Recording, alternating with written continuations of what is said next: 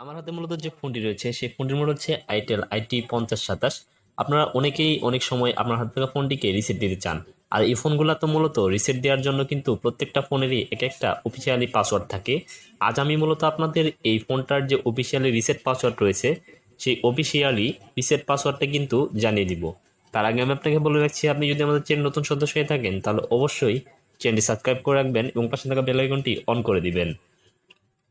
এই জন্য আমাকে এখান থেকে চলে যেতে হবে, মেনু নামে যে অপশনটা রয়েছে সেই মেনু নামে অপশনটাকে খুঁজে বের করতে হবে।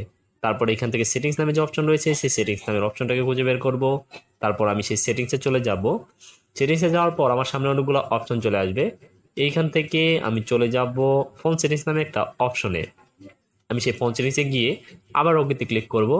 ওকেতে ক্লিক করার পর আমি 6 নম্বরের দেখতে পারবেন আগের সেটিংসে ফিরে যান, বা এখানে ইংলিশে যদি লেখা থাকে তাহলে রেস্টোর ফ্যাক্টরি সেটিংস নামে একটা অপশন লেখা থাকবে। আমি সেই রেস্টোর ফ্যাক্টরি সেটিংসে চলে যাব।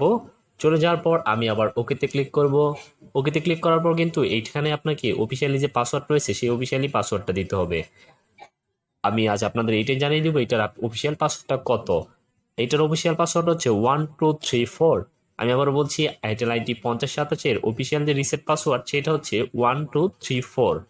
আর আপনি যদি ম্যানুয়ালি কোনো পাসওয়ার্ড ইউজ করে থাকেন তাহলে কিন্তু আপনাকে এই ক্ষেত্রে ম্যানুয়ালি পাসওয়ার্ডটা দিতে হবে। ম্যানুয়ালি পাসওয়ার্ড বলতে আপনি ফোন অন করার সময় যদি পাসওয়ার্ড দিয়ে থাকেন 4টা 0 বা 5টা 5, তাহলে কিন্তু আপনাকে সেই পাসওয়ার্ড দিয়েই আপনার ফোনটাকে রিসেট দিতে হবে।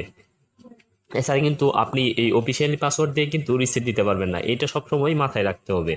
তারপর ওকেতে ক্লিক করে দিব। ওকেতে ক্লিক করার পর আমার ফোনটি অটোমেটিকলি অফ হয়ে অন হয়ে যাবে এবং আমার ফোনের যত সমস্যা ছিল সেগুলো কিন্তু সব রিমুভ হয়ে যাবে। ব্যাকলিস্ট বলেন, কল ড্রাইভার বলেন, কল ফরওয়ার্ডিং বলেন, সব রিমুভ হয়ে যাবে।